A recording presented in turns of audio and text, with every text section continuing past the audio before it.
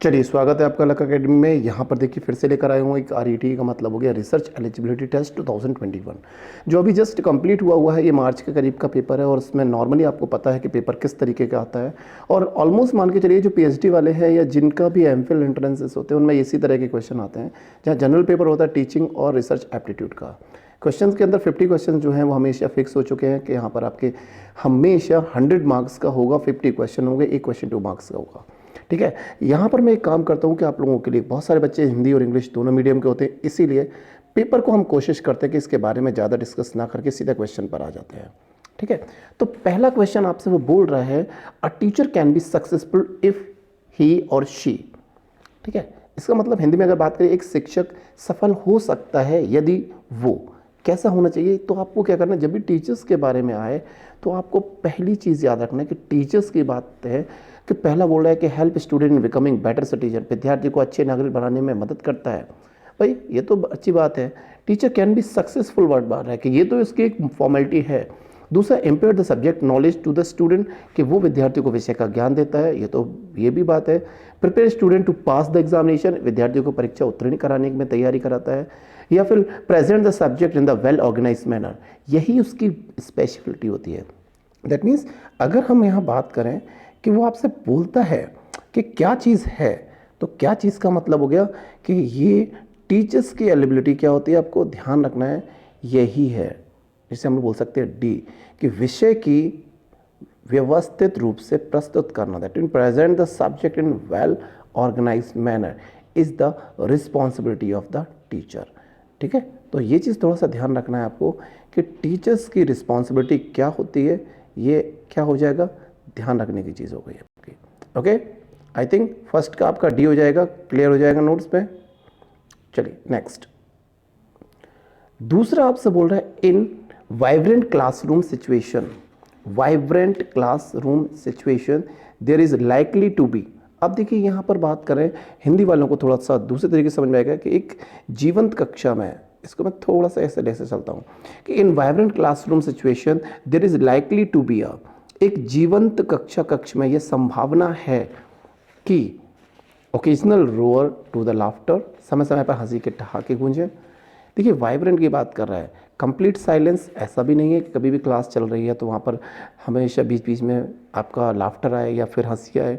या ऐसे बोल सकते हैं कि कंप्लीट साइलेंस हो, कि पूर्ण शांति हो, फ्रिक्वेंट स्टूडेंट टीचर इंटरेक्शन, या विद्यार्थियों के बीच हो हल्ले के विमर्श हो रहा हो, noisy discussion among the student. तो जब भी ऐसी बात करें कि जब वाइब्रेंट क्लासरूम की अगर बात की जाती है तो जो है वो मेन काम क्या करता है, interaction between student and teachers. ये चीज़ ध्यान रखना है। हमेशा होता है कि विद्यार्थी और शिक्षक के बीच में बराबर संवाद हो, जब उनके बीच में इंटरेक्शन चलता है तो इसी को हम लोग बोलते हैं क्लासरूम में वाइब्रेंट क्लासरूम सिचुएशन। ओके,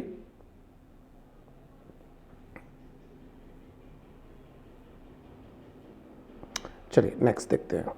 तीसरा आपसे बोल रहा है why do teacher use teaching ads. देखिए ये थोड़ा से सिंपल टाइप के क्वेश्चन हम लोग बोल सकते हैं कि ये रिसर्च मेथोडोलॉजी में आ गए हैं और ऑलमोस्ट आते ही रहते हैं। तो मैं यहाँ दिखा देता हूँ, थर्ड डे शुरुआत में थोड़े सिंपल क्वेश्चन आ गए हैं।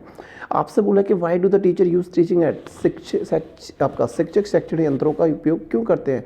ऑलमोस्ट टीचर क्या करते हैं, टीचिंग एड्स का यूज़ करते हैं। तो उसका मेन पर्पस होता क्या है, टू मेक लर्निंग इंटरेस्टिंग। हमेशा अगर मैं बात करूँ किस लिए यूज़ करते हैं तो उसका यूज़ करने का मेन पर्पस ही यही होता है, टू मेक टीचिंग इंटरेस्टिंग, कि जो लर्निंग है, अधिगम जो है वो किस तरीके का हो सके, रुचिपूर्ण बनाने के लिए हम लोग क्या करते हैं, इंटरेस्टिंग बनाने के लिए टीचिंग एड का यूज़ करते हैं।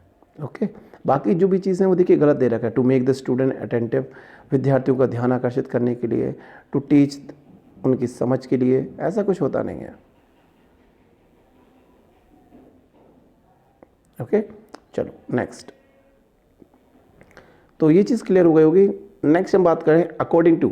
देखिए यहाँ पर बोला जा रहा है according to Swami Vivekananda a teacher's success, एक टीचर्स की सक्सेस जो है वो डिपेंड करती है किस पर। देखिए बोला है according to Swami Vivekananda a teacher success depends on, Swami Vivekananda के अनुसार एक शिक्षक की सफलता निर्भर करती है, किस पर निर्भर करेगी। क्वेश्चन पढ़ते ही साथ हम लोग देखते हैं। वो बोल रहे हैं कि he renovations of the personal gain and service to others, व्यक्तिगत लाभ का त्याग और दूसरों को सेवा देने पर, ऐसा हो सकता है।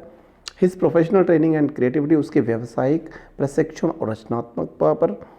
Next, his concentration on the work and duty with the spirit of obedience to God, कार्य और कर्तव्यों पर उसकी एकाग्रता और ईश्वर प्रति निष्ठा की भावना। या फिर his mastery on the subject and capacity to controlling the student, विषय पर उसकी पकड़ और विद्यार्थियों को नियंत्रित करने की उसकी क्षमता। तो नॉर्मली क्या बोला जा रहा है कि अकॉर्डिंग टू विवेकानंद, देखिए विवेकानंद के अकॉर्डिंग सफलता निर्भर किस चीज़ पर करती है, ये चीज़ ध्यान देने वाली है। देखिए अगर मैं बात करूँ विवेकानंद के अकॉर्डिंग, तो विवेकानंद ने कहा था कि जो कॉन्सेंट्रेशन होना चाहिए उसका, वर्क और ड्यूटी की बात करें कि उसका स्पिरिट टू द गॉड, कार्य और कर्तव्यों पर उसकी निष्ठा जो है, उसकी जो निष्ठा की भावना होती है, एकाग्रता, ईश्वर के प्रति निष्ठा जैसे होती है, उसी तरह के कार्य में उसकी भावना होगी। यही एक टीचर की सक्सेस होती है। ठीक है, तो आंसर हो जाएगा हमारा, याद रखना, फोर्थ का सी। ये जनरल पेपर है टीचिंग और रिसर्च एप्टीट्यूड का, जो कि एक यूनिवर्सिटी के पीएचडी एंट्रेंस में आया हुआ है। आप लोगों को कुछ नहीं करना है कि अगर नहीं आता है तो कोई दिक्कत नहीं, लेकिन ये चीज़ जो है यूजीसी नेट अगर आप दे रहे हैं या फिर आप कोई भी अगर एग्जामिनेशन की बात करें, ऑलमोस्ट टीए, यूजीसी नेट, इस तरह के पेपर्स में काफ़ी यूज़ में आता है। चलो नेक्स्ट, द मोस्ट इफेक्टिव, देखिए most effective means in educational institution is, शैक्षणिक संस्थाओं में सबसे प्रभावी साधन है। इनमें से देखिए, ये नॉर्मल से हम बात करें कि अगर विजुअल की बात करें, जैसे कि विजुअल मीन्स की बात करें 10 साधन है, ये एक ही हमारा क्या कर रहा है, सेंसरी ऑर्गन को टच कर रहा है। ऑडियो मीन्स ये भी एक ही ईयर को खाली काम कर रहा है। जैसे मैं ये बात करूं तो आइस पे हमारा काम कर रहा है, ये हमारा आइस पे काम कर रहा है, ये हमारा ईयर पे काम कर रहा है, मतलब सिर्फ कानों के लिए है। शाम बोर्ड राइटिंग कर रहे हैं तो भी हम सिर्फ आंखों का काम कर रहे हैं। जब भी हम बात करें audio video means, audio visual means की बात करते हैं, श्रव्य, जैसे कि सीडी डीवीडी, आप कोई मूवी देखते हो तो आपको जल्दी याद हो जाती है। दैट मीन्स अगर कहीं पर भी ऑडियो विजुअल मीन्स चल रहा है तो दैट इज़ मोर इफेक्टिव होता है, हमें मूवी जल्दी याद हो जाती है इन कंपैरिजन ऑफ क्लासरूम। ठीक है, तो आंसर क्या हो जाएगा इसका, सी हो जाएगा। Next, in the process of conducting research, देखिए 6 की बात कर रहे हैं हम लोग। In the process of conducting research, अब हमारे थोड़े से टफ होना शुरू हो गए क्वेश्चन, तो ये ध्यान रखते हैं हम जरा। थोड़ा सा क्वेश्चन आ गया, अब हम रिसर्च की तरफ आ गए कि पहले सिंपल से थे, अब थोड़े टफ टाइप के आ गए। आपसे बोला in the process of conducting research the formulation of hypothesis is followed by. अब थोड़ा सा टफ कह सकते हैं कि जब भी हम कंडक्ट करते हैं, रिसर्च करते हैं, शोध की प्रक्रिया में परिकल्पना के निर्माण के बाद क्या आता है। जब भी हम फॉर्मुलेशन ऑफ हाइपोथेसिस कर लेते हैं तो उसके बाद आखिर आता क्या है। अब जैसे मैंने कहा स्टेटमेंट ऑफ ऑब्जेक्टिव्स, देखिए वो बोल रहा है कि उद्देश्य अभिकथन, देखिए ये आपका हाइपोथेसिस हम लोग बना रहे होते हैं, हम लोग साइनॉप्सिस बना रहे होते हैं तो उसके अंदर ही आ जाता है। तो ये चीज़ तो हम लोग नहीं बोल सकते कि भाई फॉलोअप की बात करें, कंडक्टिंग, जैसे हम हाइपोथेसिस लिखेंगे उसके बाद क्या आता है। परिकल्पना के निर्माण की जस्ट बात पूछ रहा है, क्या एनालिसिस ऑफ डेटा, बेटा डेटा तो तब आएगा जब एनालाइज तो हम तब करेंगे जब हमारे पास डेटा हो। सिलेक्शन ऑफ रिसर्च टूल, ये भी हम तब करते हैं कि हाइपोथेसिस हमारी कोई चीज़ होना है कि हमें डाटा लेना कैसे है, डेटा को कैसे एनालाइज करना, तब हम लोग यूज़ करेंगे। यहाँ पर याद रखना है कि आपसे क्या बोला जा रहा है कि फॉर्मुलेशन हाइपोथेसिस के जस्ट बाद हम क्या करते हैं, तो हम लोग करते हैं कलेक्शन ऑफ डेटा, आंकड़ों का संग्रह। कलेक्शन ऑफ डेटा जो होता है वो हमारा जस्ट हाइपोथेसिस, शोध की जो प्रक्रिया है, परिकल्पना के जस्ट बाद हमको यही करना होता है कि कलेक्शन ऑफ डेटा। आप डेटा को कलेक्ट कीजिए, उसके बाद आएगा आपका एनालिसिस। ओके, तो आंसर क्या हो जाएगा 6 का हमारा आंसर डी हो जाएगा। चलिए नेक्स्ट पढ़ते हैं। देखिए इस पर हम वीडियो काफ़ी बना चुके हैं, इसलिए आप लोगों को बहुत ज़्यादा डरने की ज़रूरत नहीं है। कोशिश करना है कि किस तरीके से क्वेश्चन करते हैं। देखिए एक्स पोस्ट फैक्टो, यहाँ मैं दिखा रहा हूँ कि एस पोस्ट फैक्टो को किस तरीके से किया जाता है।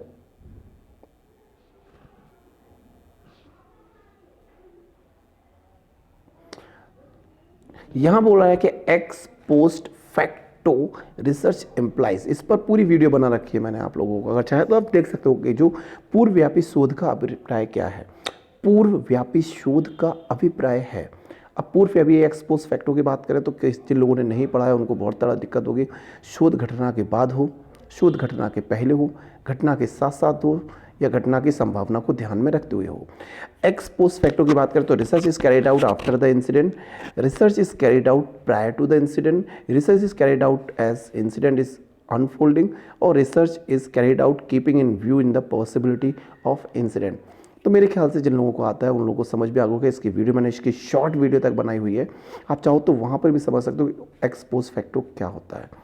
ठीक है, नहीं आता है तो मैं बताता हूँ कि एक्स पोस्ट फैक्टो नाम से पता चल रहा है, एक्स पोस्ट फैक्टो या पूर्व व्यापी शोध का अभिप्राय होता है कि जब भी रिसर्च को कैरी आउट किया जाता है आफ्टर इंसिडेंट, मतलब जब भी रिसर्च को हम लोग कैरी आउट करते हैं आफ्टर इंसिडेंट, शोध जो है जब किसी घटना के बाद होता है, शोध जब किसी घटना के बाद होता है तो उसे बोला जाता है x post facto. X post का मतलब होता है बाद में, याद रखना है बाद में। फैक्टो का मतलब होता है कोई भी इंसिडेंट होने के बाद जब हम उस पर शोध करते हैं तो इसी को, जैसे कि अभी आप लोगों ने सुना है कश्मीर फाइल्स, तो कश्मीर फाइल्स क्या कर रहे हैं, हम एक्स पोस्ट फैक्टो पर काम कर रहे हैं। तो जो कश्मीर फाइल्स की बात कर रहे हैं वो दैट मीन्स क्या है, एक घटना होने के बाद हम जब उस पर रिसर्च करते हैं तो वो एक्स पोस्ट फैक्टो होता है। क्लियर हो रहा होगा मेरे ख्याल से आप लोगों को।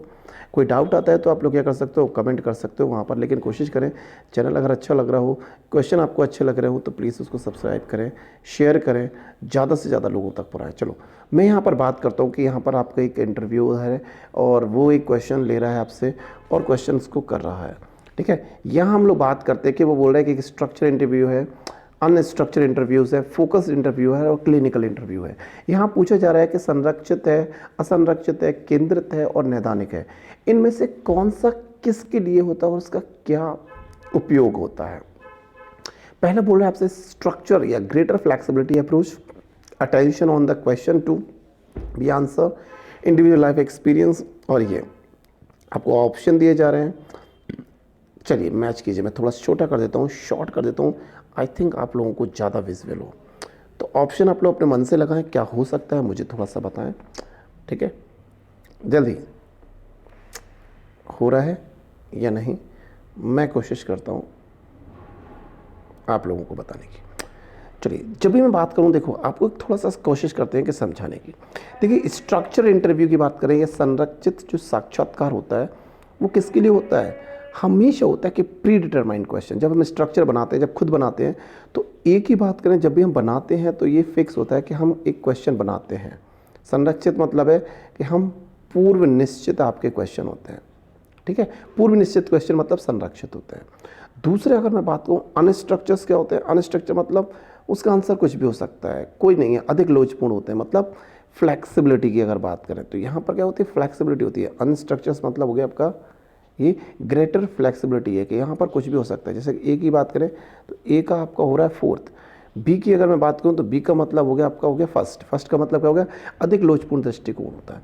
अब तीसरे में बात करूँ फोकस्ड इंटरव्यू। अब फोकस्ड इंटरव्यू का मतलब क्या होता है कि हम केंद्र साक्षात्कार का मतलब है उत्तर दिए जाने वाले प्रश्न पर ध्यान की फोकस कर रहे हैं हम, क्या क्या बोल रहा है वो, दैट मीन सी का सेकंड।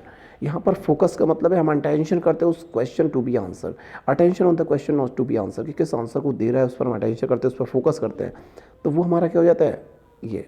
अब फोर्थ बचा हमारा क्लिनिकल। क्लिनिकल का मतलब ही आपको नाम से पता चल रहा है कि इंडिविजुअल के लाइफ एक्सपीरियंस को पढ़ते हैं, व्यक्तिगत जीवन के अनुभव को हम देखते हैं, वो क्या हो जाएगा हमारा क्लिनिकल के, भाई इसके साथ साथ क्या हुआ है तभी तो हम उसके बारे में पता कर पाएंगे। तो डी का क्या हो जाएगा हमारा, डी का 4 हो जाएगा, दैट मीन्स आंसर क्या हो जाएगा हमारा फर्स्ट। क्लियर, क्लियर हो गया। तो थोड़ा सा ध्यान दीजिए, इस तरह के क्वेश्चन काफ़ी आते हैं, आप लोग कर सकते हो। चलिए नेक्स्ट अगर मैं बात करूं 9, चलिए 9 की बात करें। 9 पहले क्वेश्चन पढ़ते हैं फिर इसकी बात करेंगे। बुक्स एंड रिकॉर्ड्स आर, देखिए बुक्स एंड रिकॉर्ड्स आर आपसे पूछा, जो बुक्स हैं और records are the primary source of data in. अब बुक्स और रिकॉर्ड्स की बात करें, पुस्तकें और अभिलेख आंकड़ों में प्राथमिक स्रोत है। पहली चीज़ बताया जाता है कि कब होते हैं, कब इन्हें बोलेंगे। ऐसा नहीं है कि बुक्स और रिकॉर्ड हमेशा आपका सेकेंडरी डेटा होता है क्योंकि किसी दूसरे के द्वारा है, लेकिन कब इनको प्राइमरी डेटा बोलते हैं ये आपसे पूछा जा रहा है कि जब हम पार्टिसिपेटरी रिसर्च करते हैं, हिस्टोरिकल रिसर्च करते हैं, क्लिनिकल करते हैं या एम्पिरिकल करते हैं, सहभागी शोध करते हैं, ऐतिहासिक करते हैं, नैदानिक करते हैं या फिर अनुभवजन्य मतलब एम्पिरिकल की बात कर रहा है। तो ये चीज़ आपको ध्यान रखना है कि जब हम बात करते हैं books and record are the primary data, primary source of data कब होता है, जब हम कोई हिस्टोरिकल डेटा करते हैं, जब हम हिस्टोरिकल रिसर्च की बात करते हैं। तो ये हमेशा याद रखना है कि जो बुक्स होती हैं, जो रिकॉर्ड्स होते हैं, जो अभिलेख होते हैं, ये आपको ध्यान रखना है, ये हमेशा आपके प्राइमरी सोर्स ऑफ डेटा होता है। क्लियर, चलिए नेक्स्ट की बात करूं, नेक्स्ट क्वेश्चन की बात करूं। In order to ensure the maximum accessibility of data analysis and its interpretation, help should be taken from. यहाँ पर बात करें आंकड़ों का जो विश्लेषण है, आंकड़ों का मतलब हो गया, मैं आंकड़ों की बात करूं, आंकड़ों के विश्लेषण और उनकी व्याख्या की अधिकतम स्वीकार्यता सुनिश्चित करने के लिए सहायता लेनी चाहिए। किसकी हम सहायता लेंगे? क्वेश्चन को फिर से समझिए कि जब in order to ensure the maximum acceptability of data analysis and its interpretation, help should be taken from. कब हमें लेना चाहिए, कब किसकी हेल्प लेनी चाहिए? जब हमारे पास एनालिसिस हमें डेटा करना होता है। तो ये बहुत ही ज़्यादा पूछा जाने वाला क्वेश्चन है। क्या हमको सांख्यिकी की मतलब स्टैटिक्स की लेना चाहिए, ग्राफ्स एंड डायग्राम्स की नीड होनी चाहिए, कंप्यूटर की लेना चाहिए, या फिर प्रशंसनीय टंकड़ की एप्रिशिएबल टाइपिंग्स की? जब भी हम एनालिसिस करते हैं तो हम एनालाइज करने के लिए हमेशा हमें यूज़ करना चाहिए क्या चीज़, ये थोड़ा सा ध्यान रखने वाली बात है। मैं ये समझाता हूँ आपको कि क्या, कि जब भी हम आंकड़ों की एनालिसिस करते हैं तो ऐसा नहीं है हमको सिर्फ रिकॉर्ड होता है कि हम उसको कैसे आइडेंटिफाई करें, कैसे। तो हम क्या करते हैं, हमेशा हम ग्राफ और डायग्राम का यूज़ करते हैं। जब हम ग्राफ और डायग्राम का यूज़ करते हैं या हम जब इनकी हेल्प लेते हैं तो हमारा जो डेटा एनालिसिस है वो बहुत ज़्यादा बेटर हो जाता है। ठीक है, तो 10th का आपको याद रखना कि 10 का यहाँ पर बी हो जाएगा। ओके, एक और चीज़ मैं यहाँ पर बोलना चाहूँगा आप लोगों के लिए कि देखिए